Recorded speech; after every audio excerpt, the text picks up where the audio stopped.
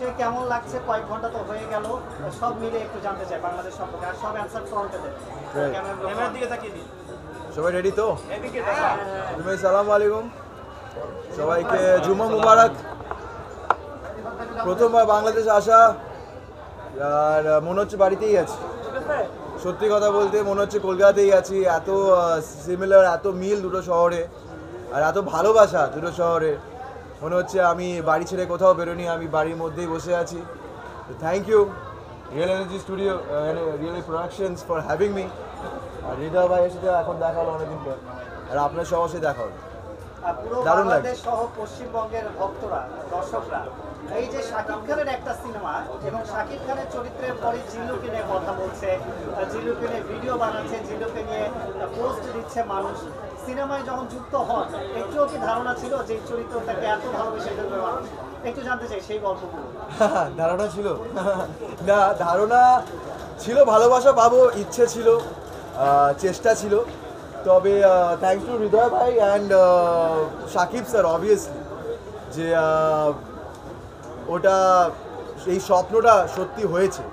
তবে এই লেভেলে যাবে, এই স্তরে যাবে, সেটা একেবারেই মানে কল্পনার বাইরে ছিল, জাস্ট কল্পনার বাইরে ছিল। তবে হৃদয় ভাই বলেছিলেন, যখন আমরা শ্যুটটা করছিলাম, এই জিল্লু মালদে, যখন আমরা গানের সিনটা, ক্লাইম্যাক্স সিনটা শ্যুট করছি, হৃদয় ভাই আসে আমার পাশে আর এসে বলে কি, স্যাম একটা কথা বলছি, এই সংলাপটা হিট হয়ে যাবে।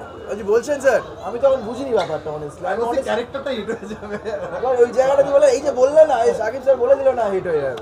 বাট সিরিয়াসলি তো থ্যাংক ইউ এত ভালোবাসাদের জন্য, এই স্তরে নিয়ে যাওয়ার জন্য। আর খালি এখানে থামবো কেন, আরও এগিয়ে যাবো আমরা, ডেফিনেটলি ইনশাআল্লাহ।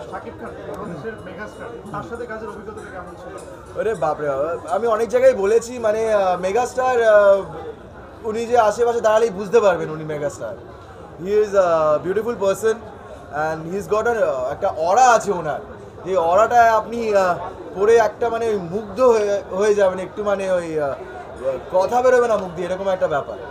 তো ওটা একটু ভাঙাতেও সময় লেগেছিল, তবে একবার ওটা ভেঙে গেলে, উনি একজন খুব সুইট মানুষ অ্যান্ড খুবই ছবির সাথে, কাজের সাথে পুরো জড়িয়ে একটা যে অ্যাটিটিউড আছে ওনার, ওইটা একটা শেখার জিনিস, অসাধারণ অভিজ্ঞতা।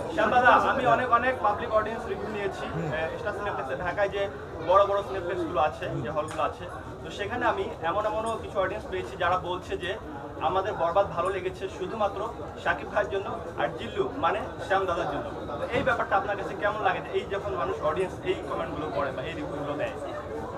এটা আরও বেশি করে বলুন, তাহলেই তো নায়ক হয়ে উঠবো নাকি, তাই না?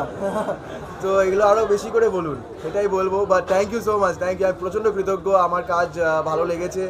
আমি কৃতজ্ঞ আমার টিমের কাছে, আমাকে ওই জায়গাটা দেওয়ার জন্য, এডিটটা দেওয়ার জন্য, আর শাকিব ভাইকে, শাকিবিয়ান্সকে, আর এরকম একটা বড় ছবি করার জন্য, যেখানে মানে আমি অনেক রিভিউ দেখছি সারাক্ষণ, আমি পশ্চিমবঙ্গে বসে দেখছি কি যারা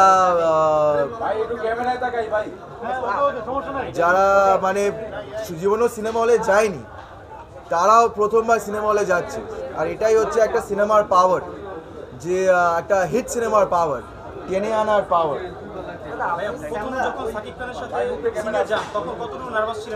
ওরে বাবা, প্রচণ্ড নার্ভাস ছিলাম, প্রচণ্ড, খুব বেশি নার্ভাস ছিলাম আমি। তাই জন্য একবার তার আগে দেখা করতে চেয়েছিলাম, সেটে শুটিং করার আগে। তো দেখাটা করে বেশ আরও বেশি নার্ভাস হয়ে গেলাম।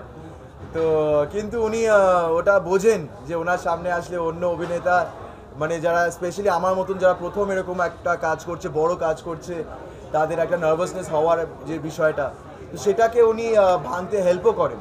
তো সেটা করেছেন, তার জন্য আমি কৃতজ্ঞ তার কাছে। আর তারপর তো বাকিটা ইতিহাস, জিল্লু, আরিয়ান মির্জা, আপনারা দর্শকরা যা বলছেন, সেই ভালোবাসাটা ওনার জন্যই ফুটে উঠেছে অনেকটাই।